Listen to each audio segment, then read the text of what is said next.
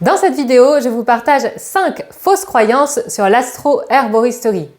Première fausse croyance, l'astro-herboristerie est une pratique perchée.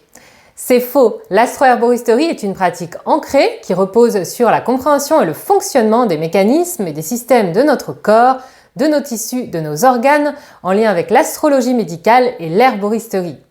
Elle réunit la science des plantes et la pratique intuitive et spirituelle des plantes.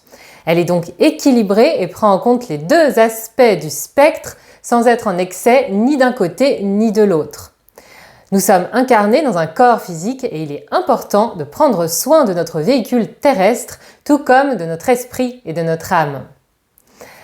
Deuxième fausse croyance, les liens plantes-planètes n'ont pas été démontrés scientifiquement. C'est faux. Ernst Zerker, ingénieur et docteur en sciences naturelles, chercheur en sciences du bois, a étudié les rythmes et les mouvements chronobiologiques des arbres et a trouvé une corrélation entre les rythmes lunaires et la biologie des arbres, mais aussi les propriétés du bois. À plus grande échelle, sous l'influence gravitationnelle de Vénus et de Jupiter, tous les 405 000 ans, l'orbite de la Terre varie, entraînant un ensoleillement différent et un impact sur la flore terrestre. Cette vision, aussi passionnante soit-elle, reste réductrice en astro-herboristerie car elle ne prend pas en compte l'intelligence et la conscience végétale, ni l'existence de phénomènes de résonance et d'influence invisibles dans l'univers.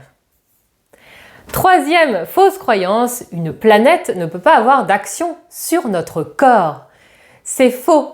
Les planètes ont une énorme quantité d'énergie. La gravité et l'énergie de la Lune, par exemple, contrôlent nos marées.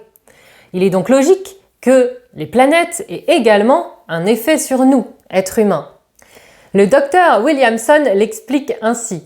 La raison pour laquelle les planètes indiquent l'état de santé et donc l'impact sur notre corps est parce qu'elles circulent dans le corps comme des fréquences radio invisibles, qui contrôlent, qui construisent et entretiennent tous les tissus.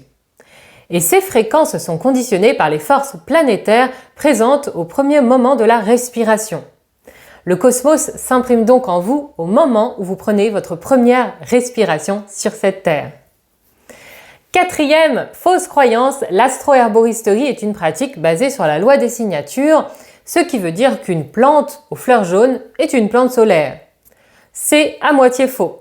La morphologie d'une plante est une des clés pour faire des correspondances qui font sens en astro-herboristerie, mais ne peut pas être la seule sur laquelle on se base pour faire ces correspondances.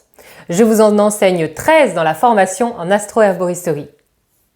Cinquième fausse croyance, l'astro-herboristerie prédit des maladies. C'est faux. L'astro-herboristerie, tout comme l'astrologie médicale, n'a absolument pas pour but la prédiction des maladies, mais la prévention et l'évaluation des forces énergétiques en présence dans un thème natal, en tant qu'outil pour nous aider à aller à la racine énergétique d'une problématique ou d'un déséquilibre. Toujours validé par d'autres outils, par l'expérience et reposant avant tout sur la relation humaine avec la personne que l'on accompagne en tant que thérapeute. J'espère que cette vidéo vous aura plu. Je vous invite à vous abonner à cette chaîne si vous n'êtes pas encore abonné, si vous êtes sur YouTube ou à ma page Facebook. Et je vous retrouve pour d'autres vidéos très bientôt. La formation en astro-herboristerie est ouverte pour cette session de formation en niveau 1 jusqu'au 31 janvier.